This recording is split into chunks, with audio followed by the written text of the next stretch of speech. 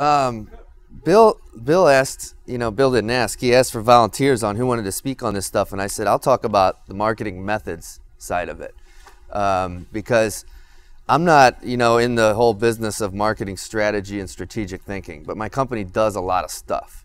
Like, we've got a lot of irons in the fire in terms of different tactics that bring customers in.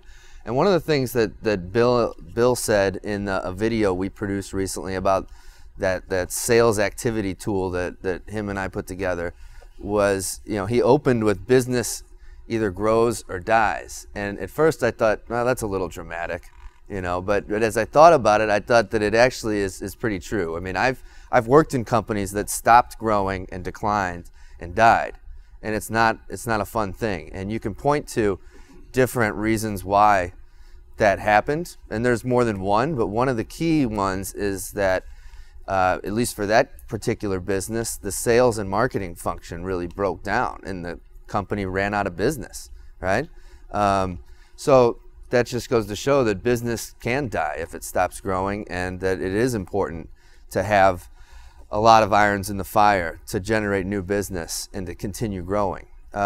So I'm going to talk about really three things in our 20 minutes together here. Actually, I'm going to talk about one, which is some of the things that my company's doing, just to give a little bit of background of, maybe you can take something away from it, hopefully.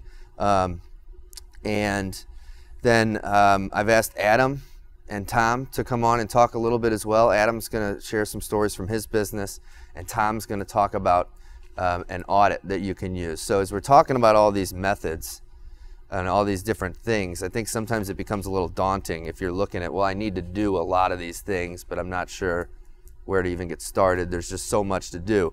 Well, Tom's audit and then a marketing planning tool that I'm going to show you dovetail really nicely with what Karen talked about just a minute ago, to help you kind of plan out what you need to focus on, what makes sense given where you're at.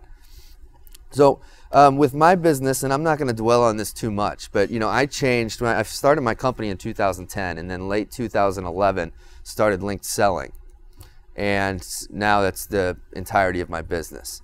And so we started out in Q4 2011 by just doing the first things, which is building a website and then adjusting my LinkedIn profile so that kind of what people saw on LinkedIn matched this new website and this new business that I had started.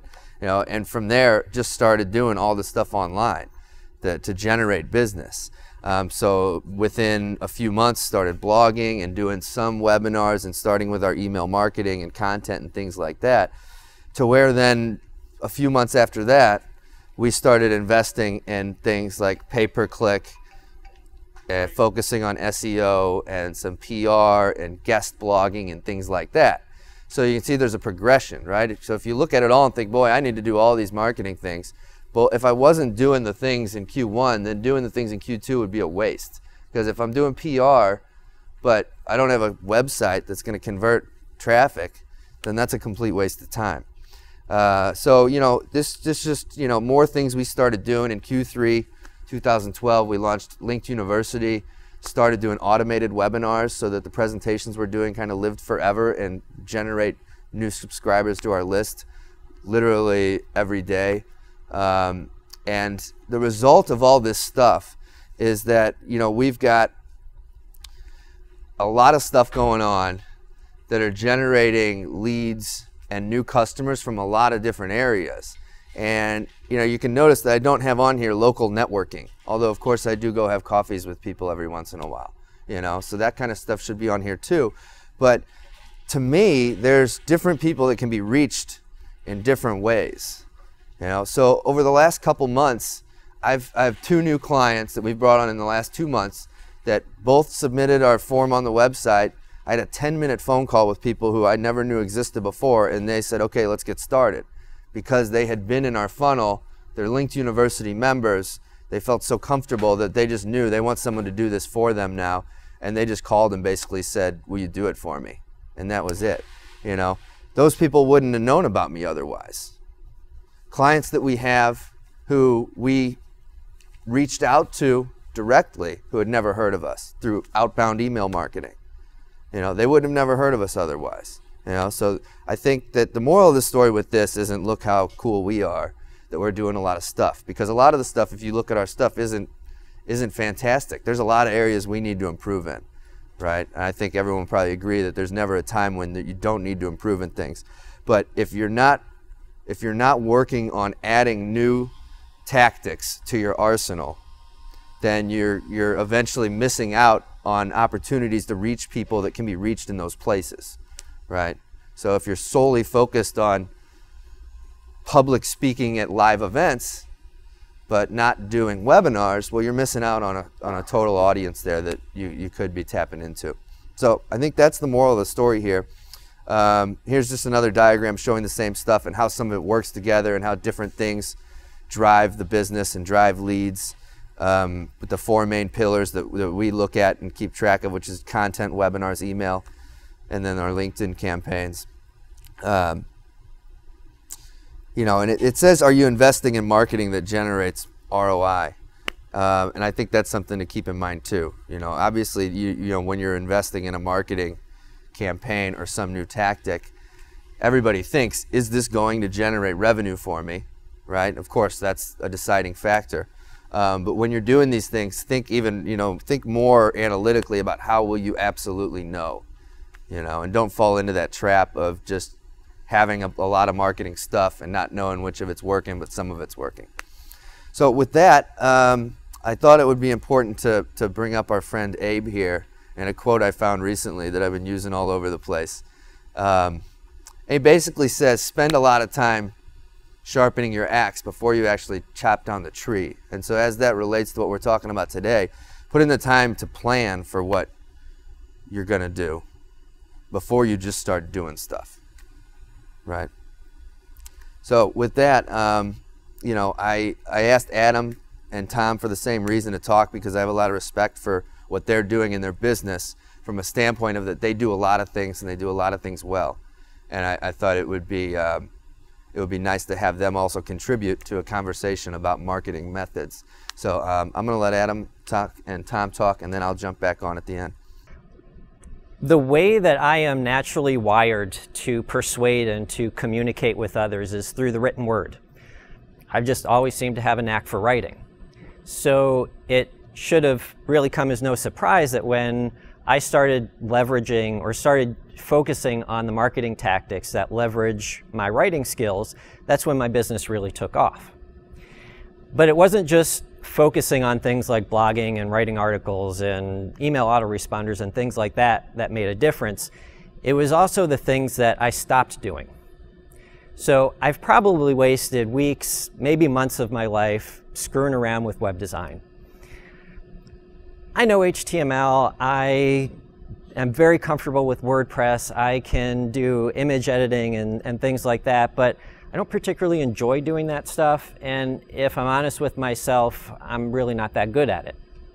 So now, when that sort of work comes up, I outsource that stuff to others.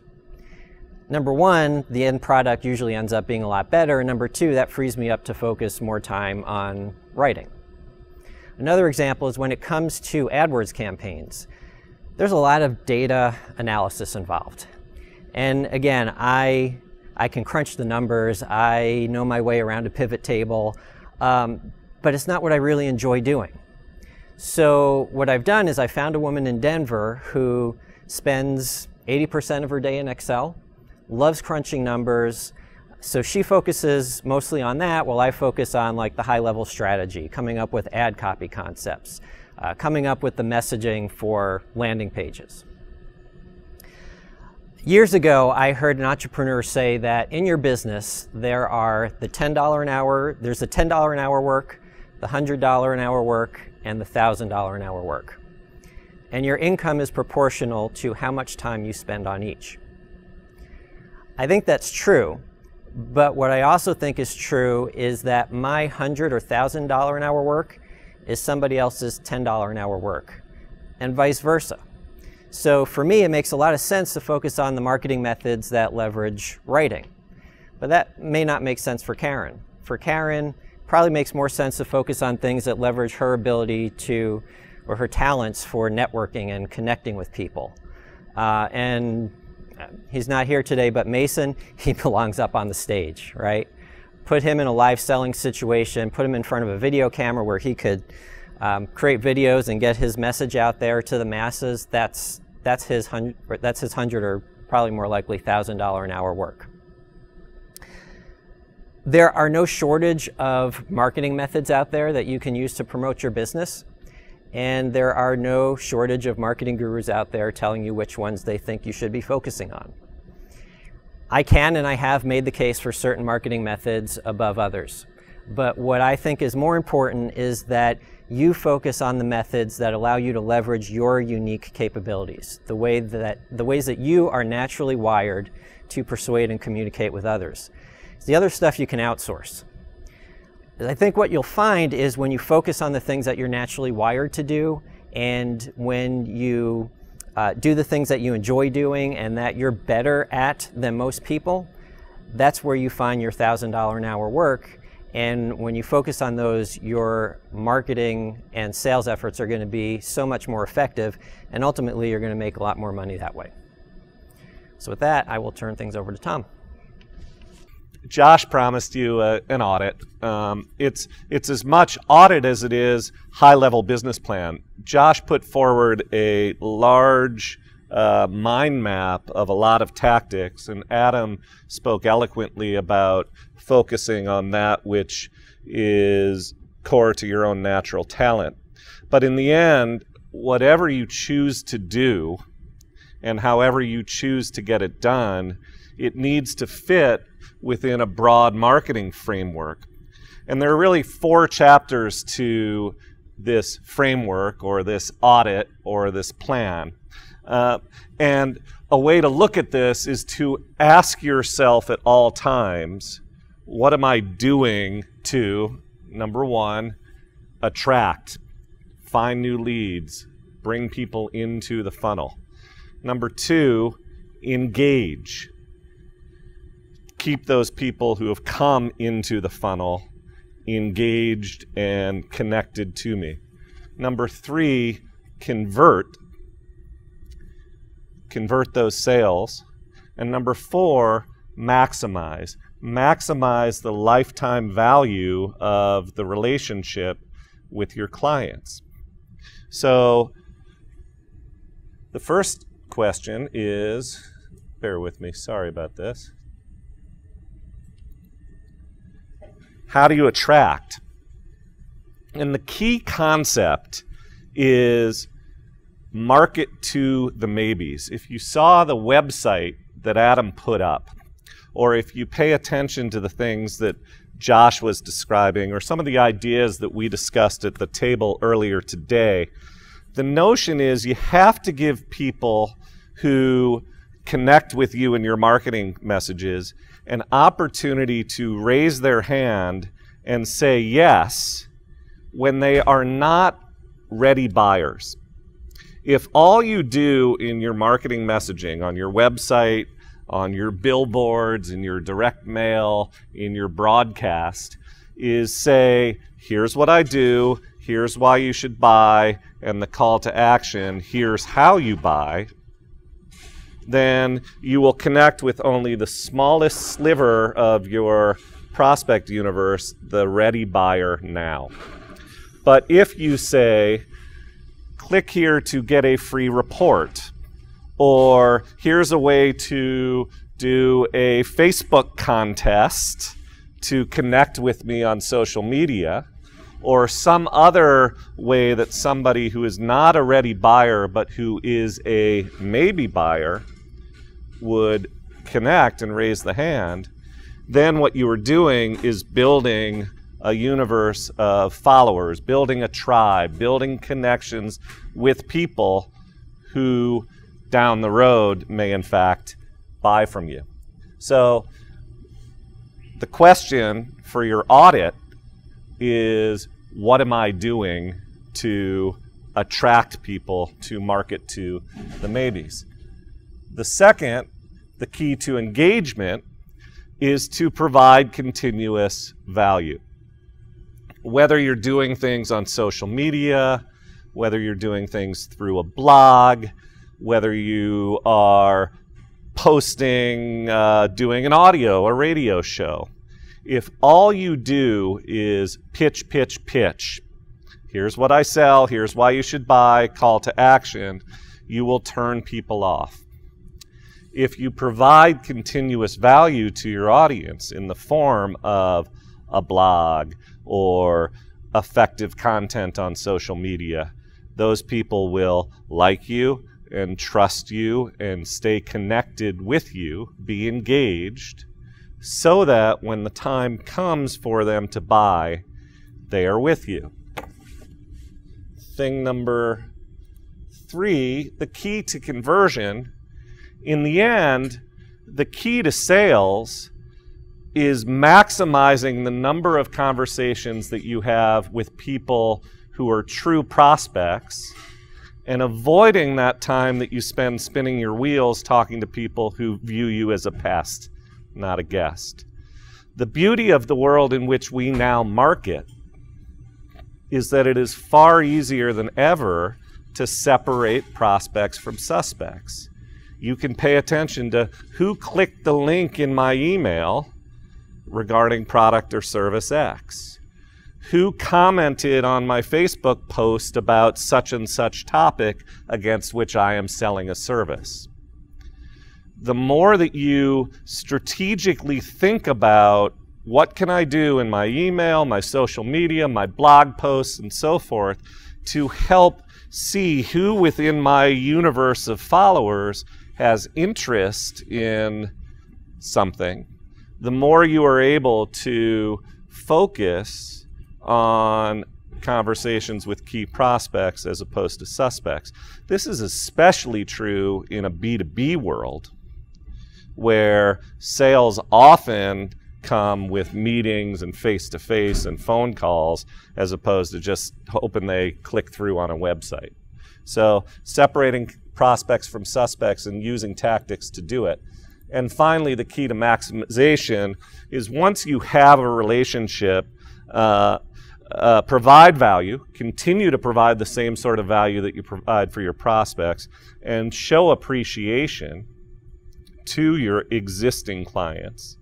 And in so doing, what will follow is upselling, reselling, customer retention, referrals, and all of those things that ultimately lead to maximizing the lifetime relationship.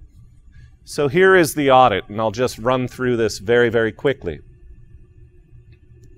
This is something that you ought to do on at least a quarterly basis, really on an ongoing basis. Put everything you choose to do through this filter. How is it helping me either attract, engage, convert, maximize? And it's often not one or the other. It's not exclusive. Often the things you do function on many of these levels. But list 3 ways that you could give babies a way to connect with you short of them buying from you. What can you do on your website or in your social media or in your other marketing techniques that you are not doing? Engagement. List 3 ways that you can provide continuous value to those people who are connected with you through whatever media they connect with you. Conversion.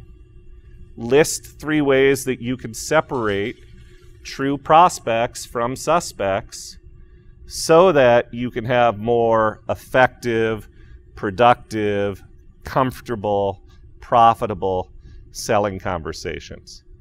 The days of knocking on every door on every floor or calling every card in your Rolodex should be long past. And finally, list 3 ways that you can provide ongoing value and show appreciation to your existing clients. Finally, if you can't complete the list, you should assume that there is a hole in your game and that you haven't, the audit letter will come out.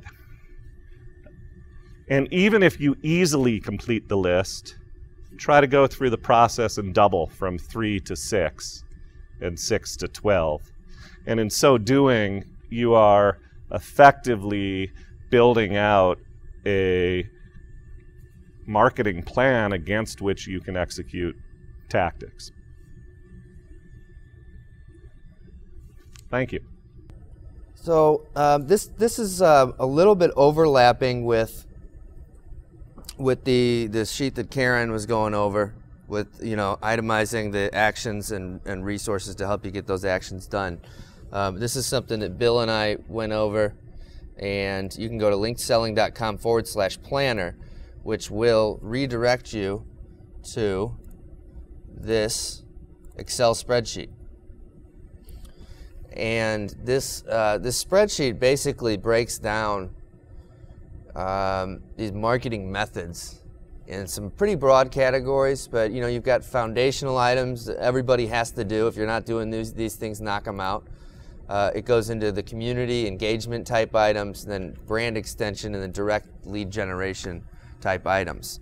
And essentially what this tool can help you do is just talk about what element of the 4 that Tom discussed does this address for you, which is the 3rd column there. You can mark in the action items, with both what you need to do and how you're going to get help doing it, estimated cost on those items, and then you can plan out when you're going to get it done by, so you can actually put together a kind of one-sheet plan of what you're going to do in building out a marketing infrastructure for your company or improving what already exists there over the next quarter, year, whatever you want to plan. So with that, one last slide. That's another quote I found recently that I've been using all the time. Peter Drucker: unless commitment is made, there are only promises and hopes, but no plans. And I like that because we've all sat in conversations like this at E4E meetings and other meetings and heard people talk and written down notes about things that were good to do and then didn't do anything about it. So I would just challenge everybody that if you wrote some stuff down that you think you need to improve for your own business, to actually do it. That's it.